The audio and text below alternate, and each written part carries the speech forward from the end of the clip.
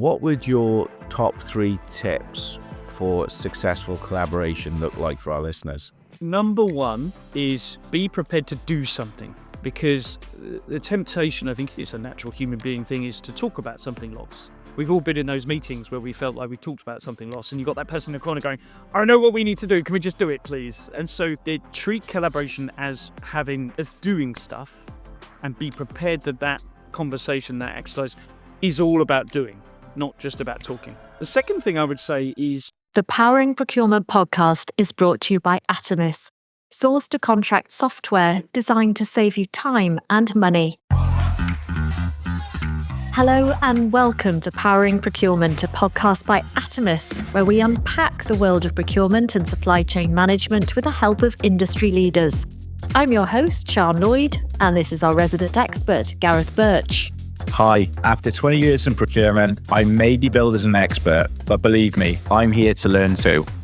Each episode, together with our expert guests, we'll dive into specific challenges and opportunities facing the procurement industry today. And we'll explore easy wins and longer-term strategies to help you rise to the challenge of driving value through your work while showcasing the power of procurement. So let's get going. Welcome to Powering Procurement. Today, we are thrilled to be joined by Oliver Hurrey. Oliver is a leading voice in sustainable procurement, driving key initiatives like the Sustainable Procurement Pledge, the Scope 3 Peer Group, and the Nature and Biodiversity Peer Group. With a wealth of experience helping businesses innovate and lead on sustainability, Oliver has become a trusted guide for organisations looking to create a meaningful environmental and social change. Today we'll explore his journey, his insights into the role of procurement and how procurement tackles global challenges, and what innovations shaping the future of the profession. Welcome to the podcast, Ollie. Thank you very much. It's wonderful to be here. And obviously, I've known you, Gareth, for a fair while, and lovely to meet you, Sian. But yeah, it's a pleasure to be on here. Well, it's lovely to meet you, Ollie, and we'd like to give you your dues. That's what we do for all of our guests here on the Powering Procurement podcast.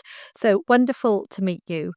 And we're really looking forward to hearing more about you, your priorities, and how you see the challenges in this sector going forward.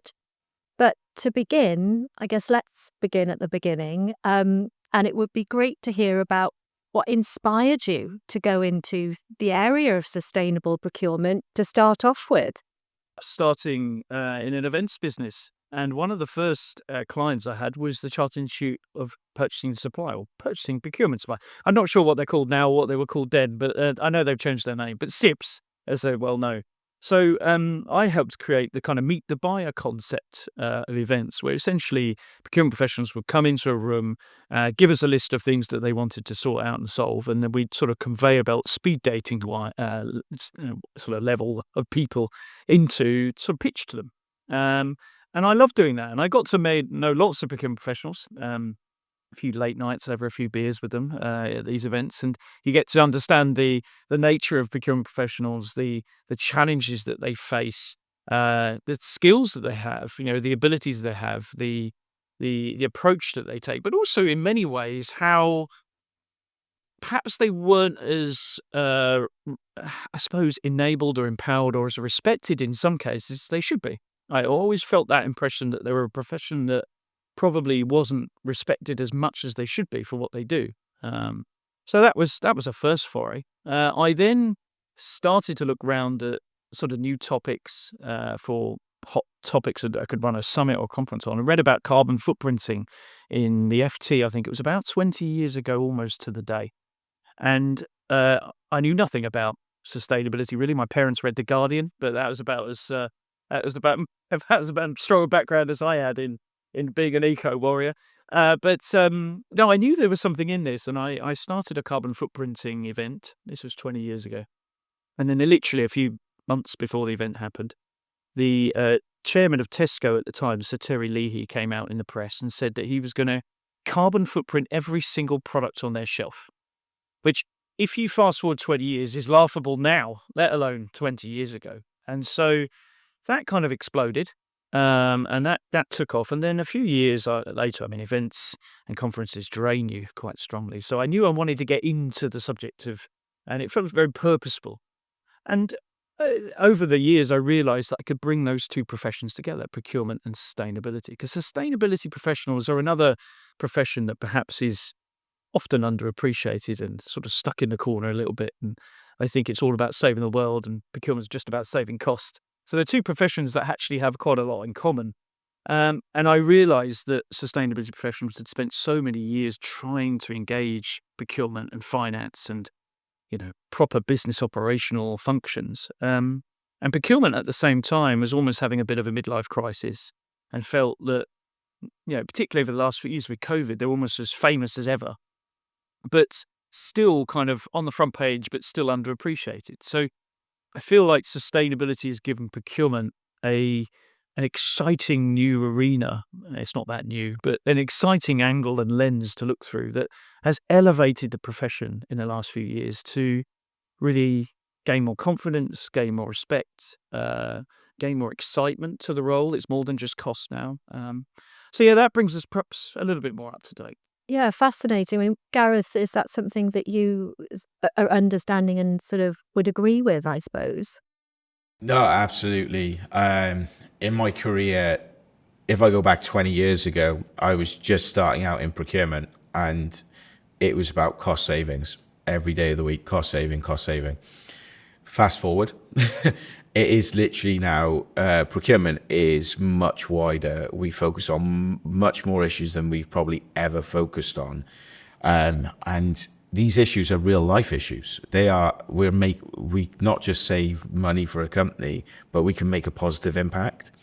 And areas such as carbon emission reduction, businesses are signing up to targets. They bring in sustainability managers, and how do you coordinate two almost unappreciated functions to a degree to deliver something? And the best way to do it is in collaboration. So I was lucky. I attended Ollie's event last year. I couldn't attend this year, unfortunately, but it was great because you had people around the table from both sustainability and procurement backgrounds with the same, how do we fix this problem? And you could see that discussion naturally coming through on the day. And it was great to be a part of, and great to see as well, because both support each other, both have the same challenge. And it's slightly different. Sustainability, people have to focus on 1, 2, and 3. Procurement just focus really on 2 and 3. But the 3 is, how do you do scope 3? How do we calculate that? In collaboration, we can deliver it. Really fascinating to get both of your insights there, just to start the podcast off. Really, a really good foundation perhaps for carrying on the conversation. And Ollie, just picking up on that, we heard the word challenges there. What are the priorities and perhaps the key challenges in your view? The challenges are key. I think when I talk to both procurement professionals and sustainability professionals about the challenges, and the work that I do actually sees a lot of these individuals submit problems to me, almost like a therapist, really, every month. So they submit challenges, they submit problems, and we look at all of the data from those challenges that are being submitted, because it's things moving so fast. And the number one challenge, the most popular, and it has been for 5 years, is supplier engagement. Because the ability to engage suppliers, whether it's to get them to comply, get them to give you data, get them to, God forbid, actually change anything and, actually improve, all of that it needs supplier engagement. And the word supplier engagement is quite loaded. I think it kind of means lots of things to different people. It's traditionally meant sending lots of surveys to them, bludging them into submission to give you some information that you won't use.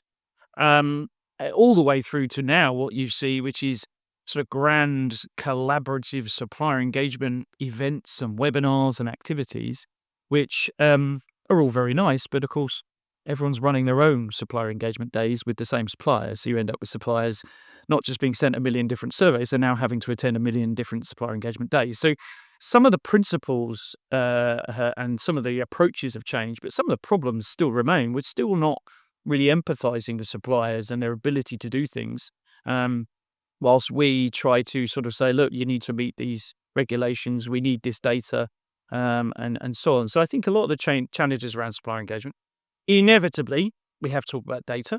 Data is always there.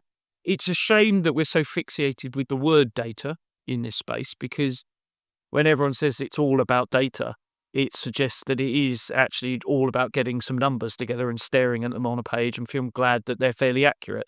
When, of course, when it comes to saving the world and improving people's lives and cutting costs and risks and impacts in supply chains, you need that data to actually mean that something will change. Because, having some accurate numbers on a spreadsheet that you're very proud of is pointless unless you actually make decisions to make those numbers go down. And you can prove that those numbers have gone down and evidence that those numbers have gone down. So I think the fixation with data is understandable, but it's actually insights and action we actually need. So completely pointless to collect data if it tells you to do something that is really obvious that you could have done 2 years ago. So investing in renewable energy with your supply chain, for example. You can collect all the data you like and it will still always tell you that that's a no-regret, no-brainer action. So get on and do it and stop treating it as a next step after collecting data. So I think that's another obvious one. I think for the sustainability professionals and those working on carbon and decarbonisation, procurement engagement is always a top challenge.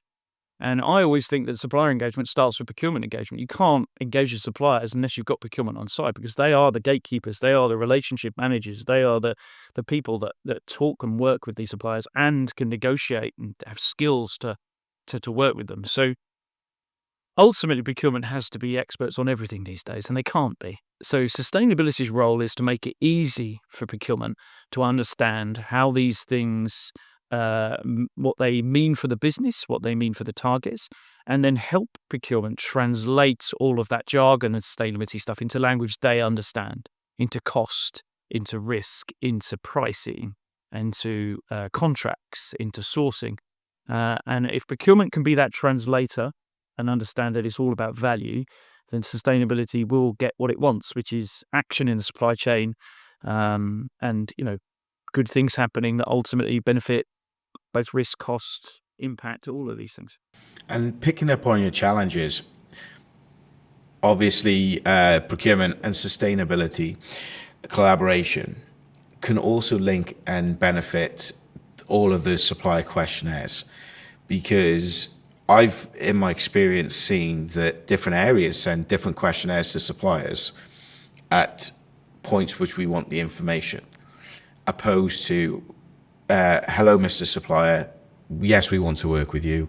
Please complete an onboarding assessment, which gives us insight. At that point, then, it becomes easier to manage and maintain that relationship, that right data level. But one of the points you rightly picked out, and I spoke about it a bit at the SIP sustainability panel I was on in October, was very much, what are you going to do with the data? And it's a challenge I had from a procurement perspective. What does this data, why do we need the data? Can we explain it and articulate it to the supplier why we need it successfully, and how are we going to use it?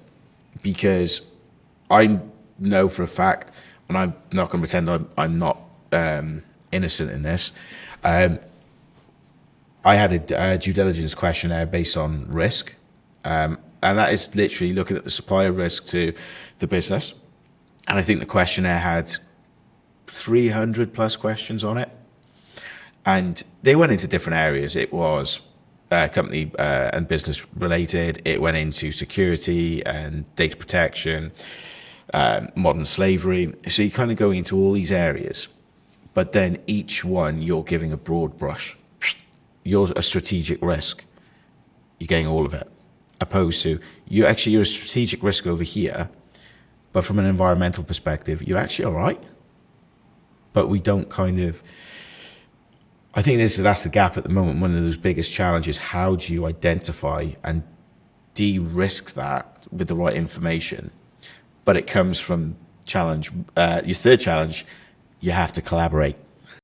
Yeah, absolutely. I think I'm getting to the point now where I've particularly on decarbonisation, but I think this is true for all topics in sustainability.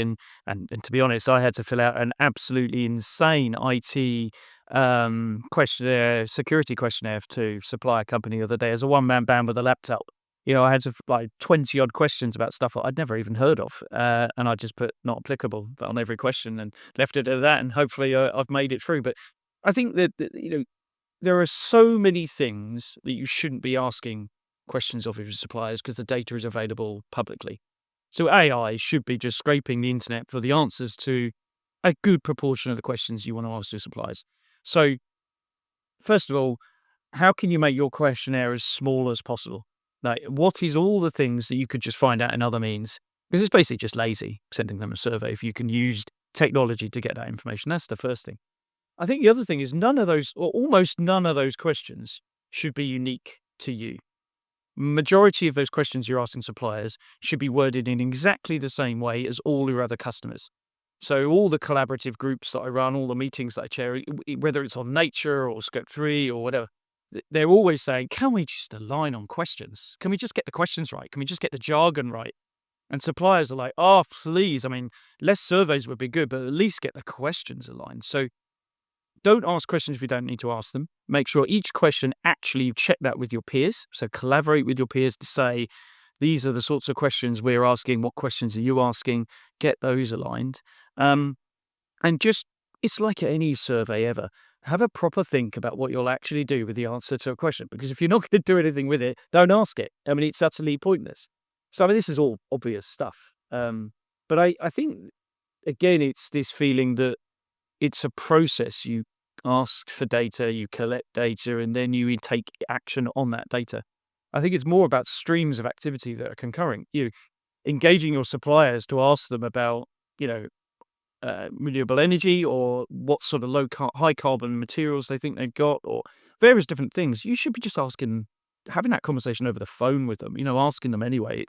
It's a concurrent exercise, supplier engagement, data collection. And too often people treat it as one step after the other, and that's just wasting time. Ollie, you mentioned AI there. It's something we have spoken about on this podcast a number of times, as you would expect. In terms of this particular podcast now, how could AI and data-driven technologies, do you think, help organisations, particularly reduce Scope 3 emissions, and also in terms of fostering these stronger supply collaboration activities that you've just been mentioning? Yeah, perfect timing. As I said, about a week ago, we literally had 80 people in a room for 2 hours talking only about the use of AI to track and reduce carbon in supply chains. So hopefully I can remember all the wonderful stuff that was shared while I stood there looking slightly confused on occasions. But no, it was fascinating. And of course, that's the number one question on everyone's lips is how can we use technology, and especially AI, to make all our lives easier and to achieve things much faster than we've ever achieved them before. Because that's the challenge we've got on climate is we need to do something absolutely mad in terms of pace and depth and much faster than we've ever done before. So let's be clear, AI is going to achieve that. And I'm sure there's people listening and going, oh, well, what about AI's energy consumption and the fact that, that's going to hugely spike?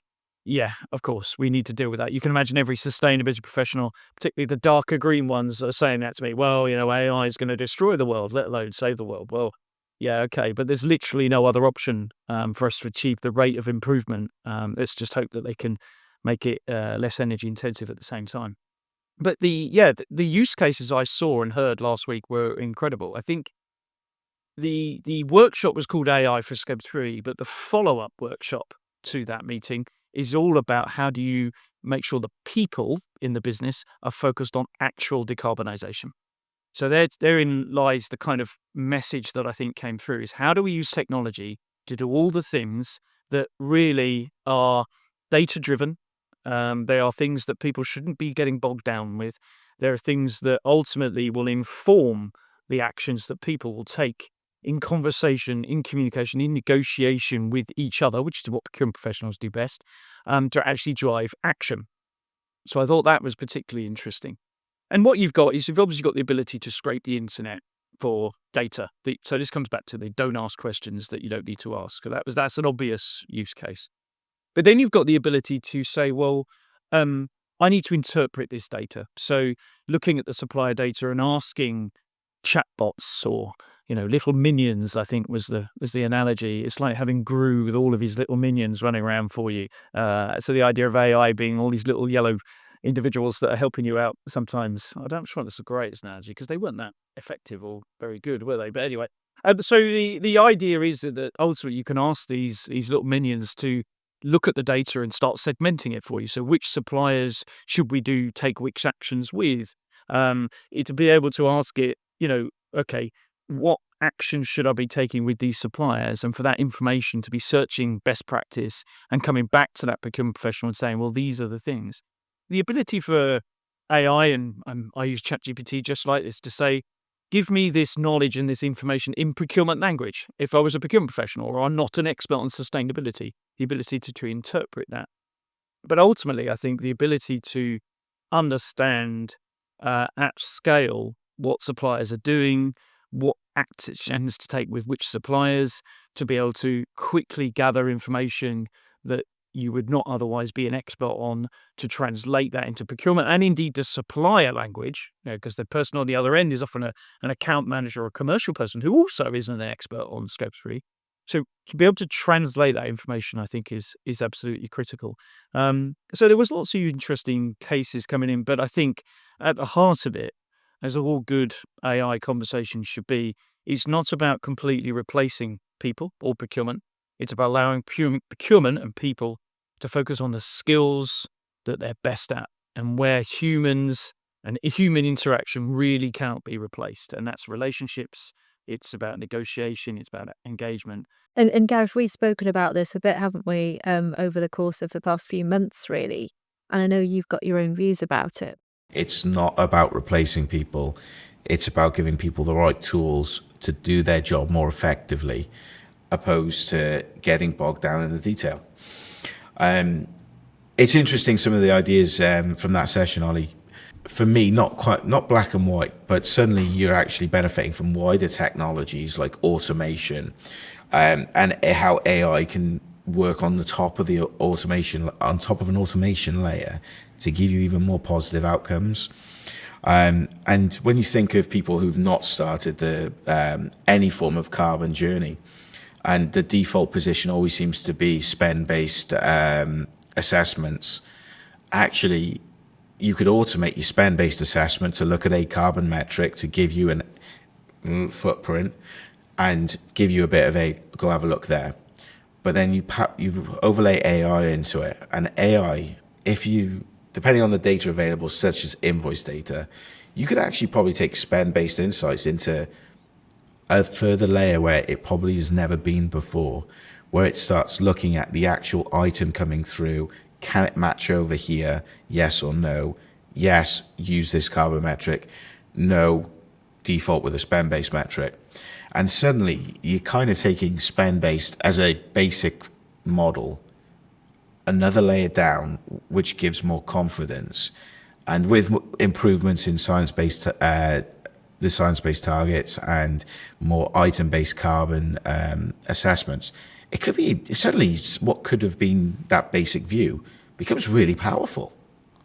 Yeah, absolutely. I think it's funny. I think spend-based is tricky. It depends on what sort of business you are. Okay, so if you've got a service-based supply chain, then it's not rocket science to work out where those emissions are, but it's useful to use spend-based. Now, if you're in manufacturing, you've got to get to activity and product carbon footprints as soon as possible, because you'll bark up a lot of wrong trees. I've told this story before, but there was a very, very large pharmaceutical company who came to me and said, we've done our spend-based analysis and we're going to engage all of our consultants to ask them to fly less.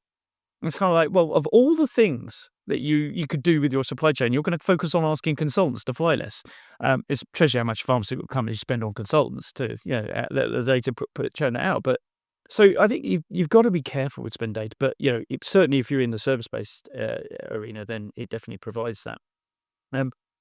The other thought on AI is one thing that came out of this workshop. You've got to be careful with it, and I mean careful with it in the fact that, and this always makes me twitch slightly when I say this, but if you say something confidently enough, people will believe it. And that's true with AI and people. And I think I've made a career of this, by the way. So that's why I'm twitching a little bit. But the realities are that, you've got to question that AI because it's only based on the data that it's got. And it can get things very wrong. And I think that's, again, where people have got to come in and sense check some of this stuff. It's used as a guide. And obviously, it'll improve.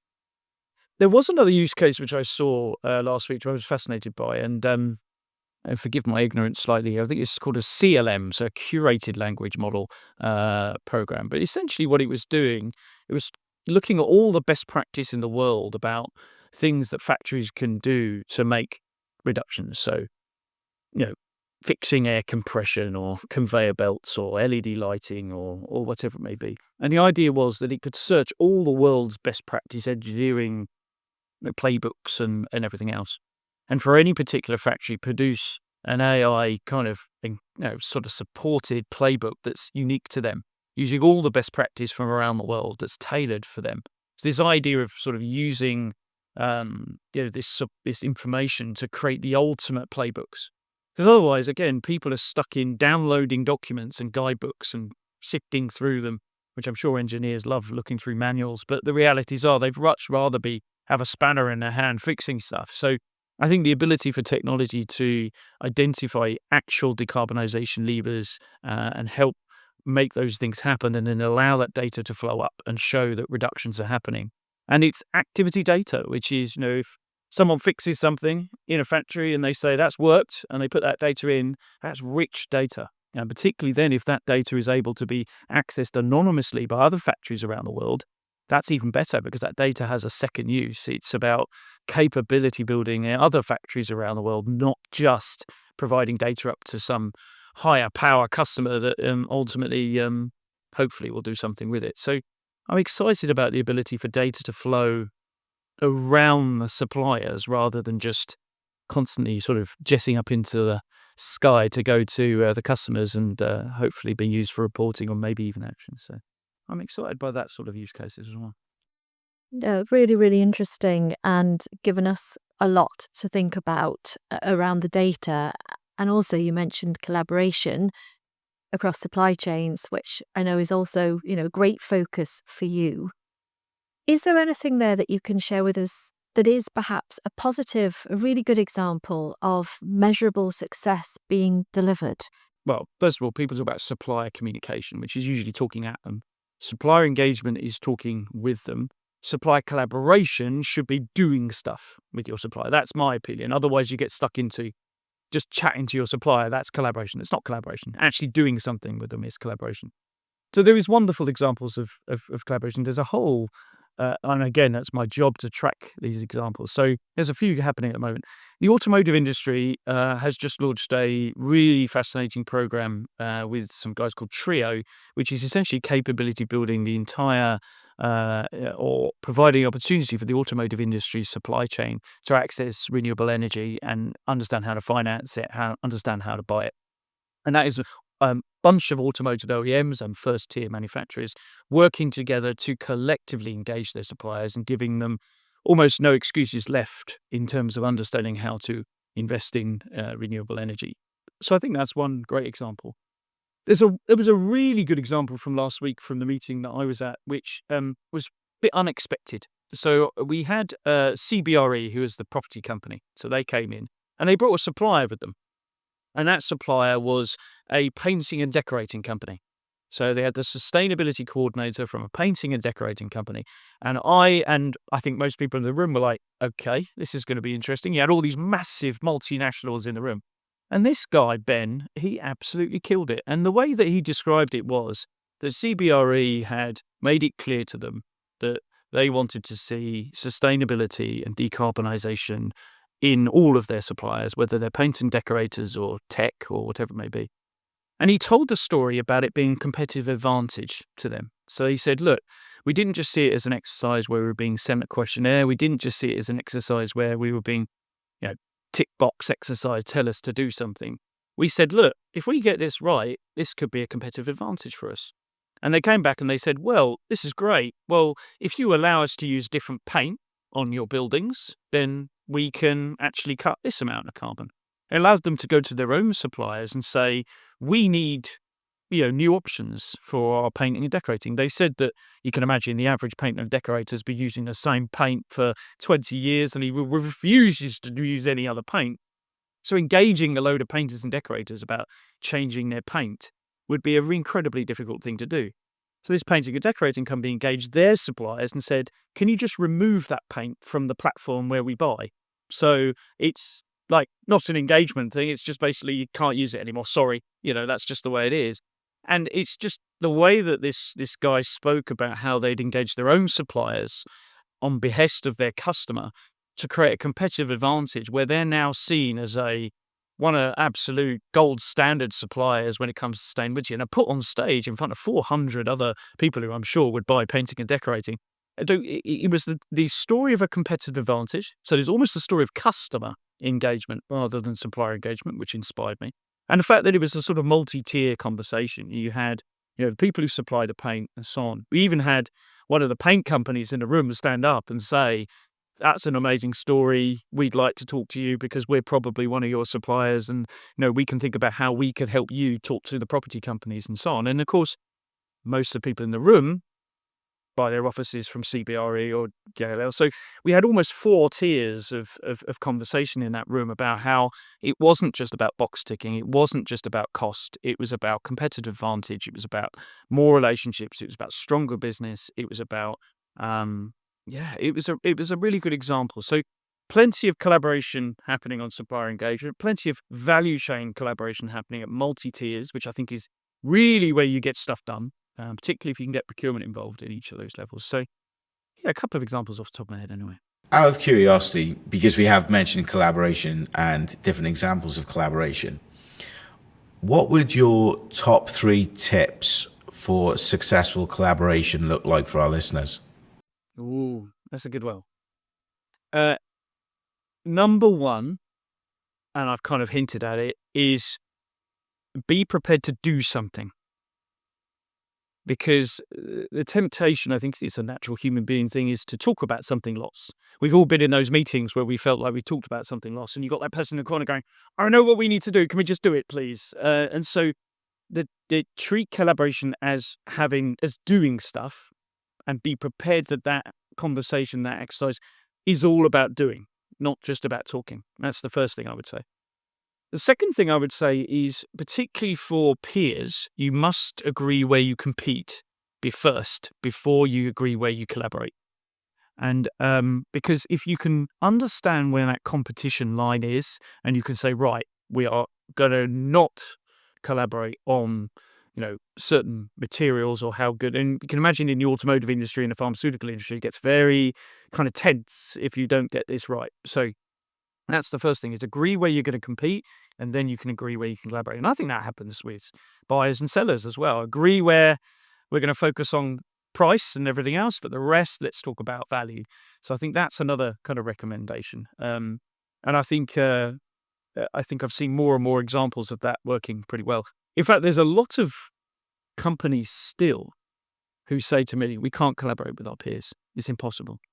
And I reel off all of these really tough industries that are at each other's throats and say, well, these guys all are. So getting over that mental hurdle that you're not allowed to collaborate, it's just not true. This is a pre-competitive space mostly. Get on and do it.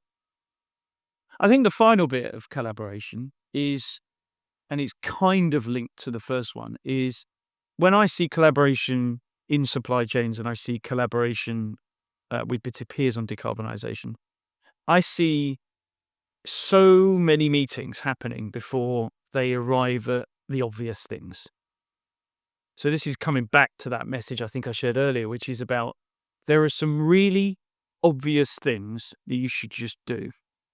And often collaboration is a journey and you go on a conversation with these people, but start with the really obvious things and just do them, because by doing stuff together that's really obvious, you don't waste time talking about it, but you actually start on a basis of let's do something. And then once you've done that thing, it might be a quick win, it might be investing in renewable energy again, it might be talking to the supplier about setting a science-based target, some really obvious stuff. But once you've started that conversation, it blossoms. I think there's another story to tell, which I think is quite again, very timely. So in the last 12 months, ever since that meeting you came to, Gareth, back in 12 months ago, over 200 sustainability procurement professionals have been working together to develop a methodology for embedding carbon pricing into tender decisions. And we produced a 4-page document. It's live now. It's only 2 weeks old. And a couple of dozen companies are already piloting this approach to putting carbon pricing into tenders. So the idea being that when you tender, unless you can provide carbon data, product carbon footprint data to the person running the tender, they will guess, basically, your carbon. They'll take your emission factor and add 50%. And that's bad. That's usually a bad thing. So just it incentivizes the suppliers to provide that information. And the decision will still be made on cost. The decision will still be made on quality, all of those other things, but carbon will now be a factor. And I think the ability for companies to collaborate on those principles, for their companies to then collaborate with their suppliers and say, look, we are going to start judging tenders on carbon. We appreciate you probably haven't got product carbon footprint data, but this isn't about an exercise of you win, you lose. It's actually about saying it should give you the opportunity to go to your bosses and say, we need to start looking at carbon. We need to start measuring it, because if we don't, we're going to be judged less favourably in these tenders. And I think whilst that's a sharper end of collaboration, it is encouraging that sort of new conversations. And I think that's a very exciting project to watch. And if anyone's listening is interested in it, you can go to the Sustainable Procurement Pledge website, spp.earth, and everything is there. You can download the principles, start using them. And I'm very proud of that. Ollie, thanks for so many practical tips. I'm sure that our listeners are going to really appreciate that. I want to quickly ask you a bit about one of your roles, which is your work leading in the Nature and Biodiversity peer group. Why should procurement teams prioritise biodiversity? What's so important about that for them? And perhaps if you could give us a quick bit of advice if somebody was thinking about getting on board with it. A very good question. So something that the sustainability world has been battling for some time is the intersection between climate and carbon and nature and biodiversity, because they are interlinked. The Amazon rainforest, for example, you destroy that, you're going to make it be far more difficult to reach our climate change goals. So, nature and biodiversity and climate fit together. But for sustainability professionals, climate and scope 3 is confusing. Nature and biodiversity, it blows your mind. I mean, we're dealing with everything from literally the birds and the bees through to, mangroves. And it's huge, nature and biodiversity. There's a huge element. You've got all the oceans, the fish, the biodiversity there. You've got algae. It's utterly mind-blowing. And I thought it was a good idea to start this group when enough people moaned about it at me. And then suddenly my brain has just had to sit there. And again, it's a huge amount to consume. So what that means for procurement professionals who are just getting their heads around scope 3 and climate now is you're going, there's just one more thing. You just need to also worry about this. And then procurement goes, no, you had me for a second there and now you've lost me. I've got to think about everything else as well. So it is really difficult. But ultimately, one of the most important things I think that I've understood and I've learned over the last few years about nature and biodiversity is it's location specific. So it's really about thinking about where you buy stuff and where it comes from, literally, the water basin that it's in, the region that it's in, the biodiversity in that region. Because if you're destroying or taking too much water or destroying too many forests in order to get your product out of that, then you're basically creating an environment where not only are you affecting your carbon emissions, you're actually in many ways destroying the community there. So you're actually dealing with social challenges as well. And this is where social nature, you could say people and animals and plants and carbon emissions all comes together. And that's where a procurement professional should not get too bogged down, I think, in the jargon and the legislation. You've got the EU deforestation regulation, which is really on the lips of everyone at the moment, which is going to force you to prove that your materials are come from areas that aren't affected by deforestation. So there's a lot of legislation, but really thinking about, okay, where is this stuff coming from? And if we continue to buy it in the way that we're buying it and buy the things that we're buying, how does it affect the whole environment there? Not just carbon emissions, but the environment and nature and also the people there, which I think is really important. There's a very famous company that makes condoms and the famous brand. And they tell a wonderful story about this. So they get their rubber from a rubber tree. I think it's in Thailand, if I remember right. I remember the story happening. And you've got this rubber tree that's growing, and they have to cut down the forest in order to grow the rubber trees and various things like that. What you've then got is elephants coming in to the plantations to get to the rubber trees, because rubber trees apparently are really good at absorbing water. So they're going after the water and everything else. Then you've got the farmers who really need the yield from the rubber trees shooting the elephants. So, and then you've got, you got to say to farmers, look, I appreciate the yields and everything else. And, we've got to be careful about, there's water stresses from growing rubber trees because they suck up all the water. You've got to be careful about the elephants and not shooting them. Solutions like cheetahs. Apparently cheetahs scare elephants away. So you encourage biodiversity, you end up with more cheetahs or jaguars, I think it actually is. I'm confusing my big cats here.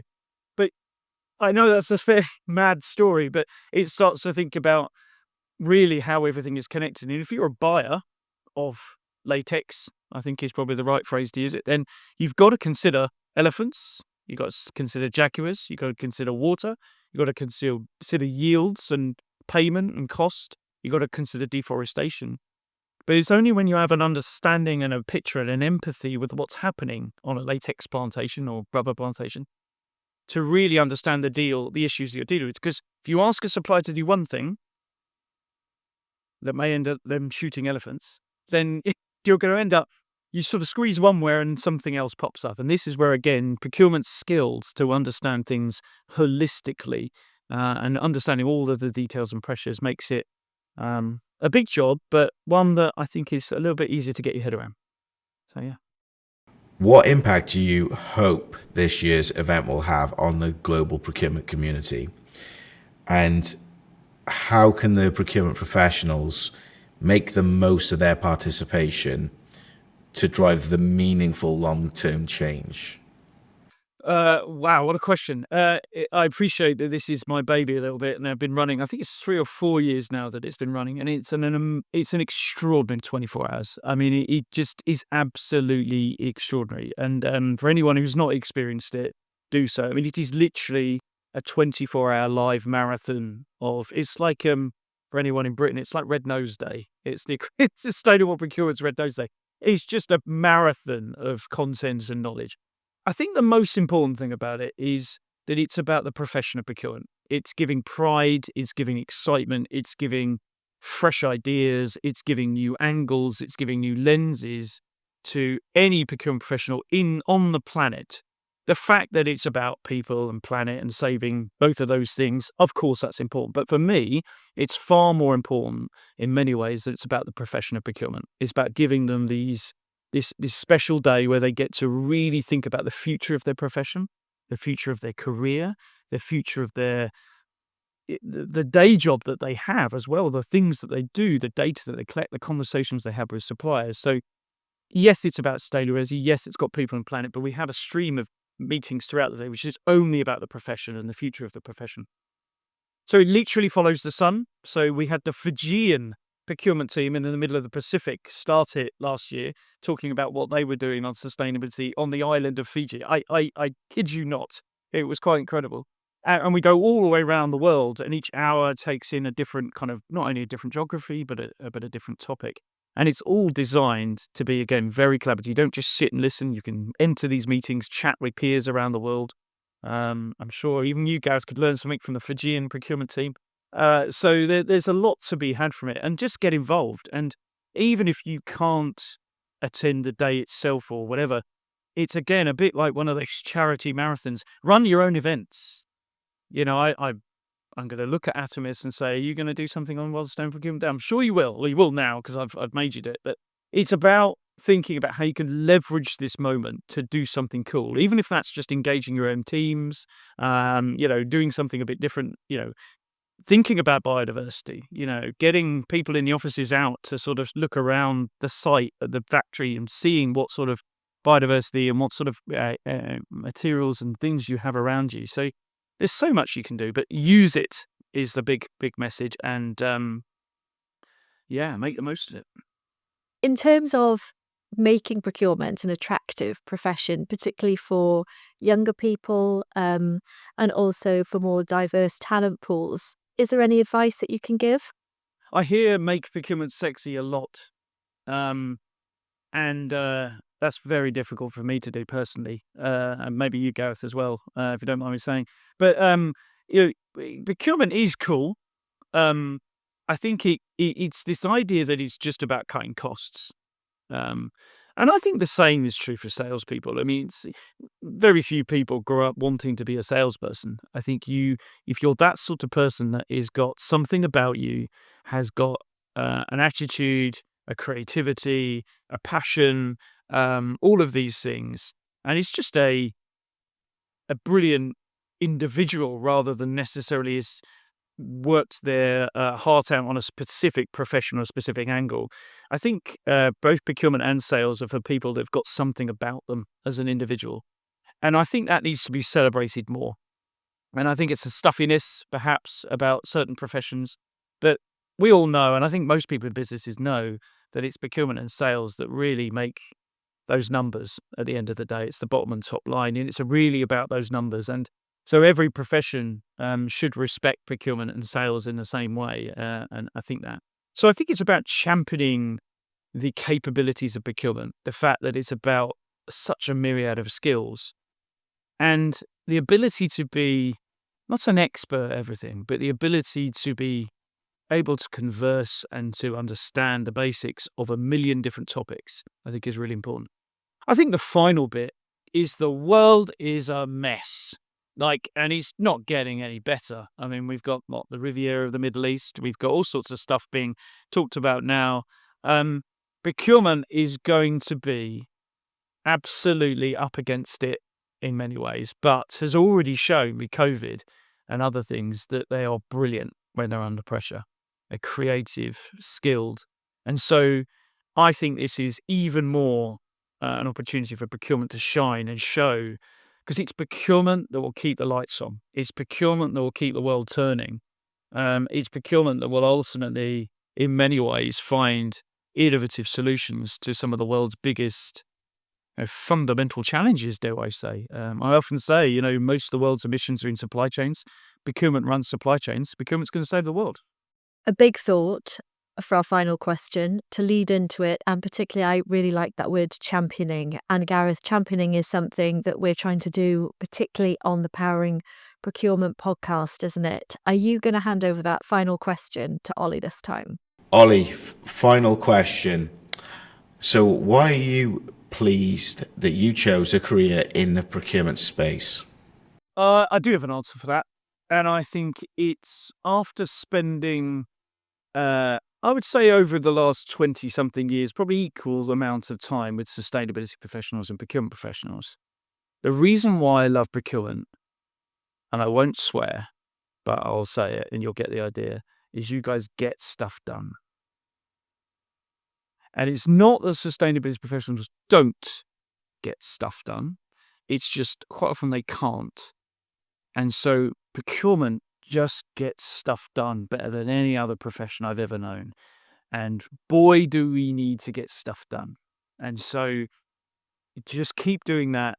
Again, I'll come back to those meetings where you sat in a meeting, and sometimes it's sustainability professionals, sometimes it's other people just talk and talk and talk, and you're sat there going, I know what we need to do. And you can see the procurement professional on the other side, and I think they're feeling the same. And, that meeting could have been 10 minutes and we can make some stuff happen. So that's what I'm most proud of working with procurement is they are putting into action urgently with skill and with passion the things that we obviously need to do. And so that's why I love procurement. A really positive, great message to end the podcast. And thanks for covering so much ground with us as well, Ollie. It's been an absolute pleasure to meet you. Thank you. That wraps up this episode of Powering Procurement. We hope you enjoyed that as much as we did. Visit our website at atomis.co.uk or follow us on LinkedIn to continue the conversation. Remember to subscribe on YouTube and follow us on Spotify, Apple Podcasts, or wherever you choose to listen. Thanks for joining us, and see you next time on Powering Procurement. The Powering Procurement podcast is brought to you by Atomis. source-to-contract software designed to save you time and money. Choose the apps you need, from pipeline and tender management to supplier and contract management. Get the tools to power up your procurement. Visit atomis.co.uk to learn more.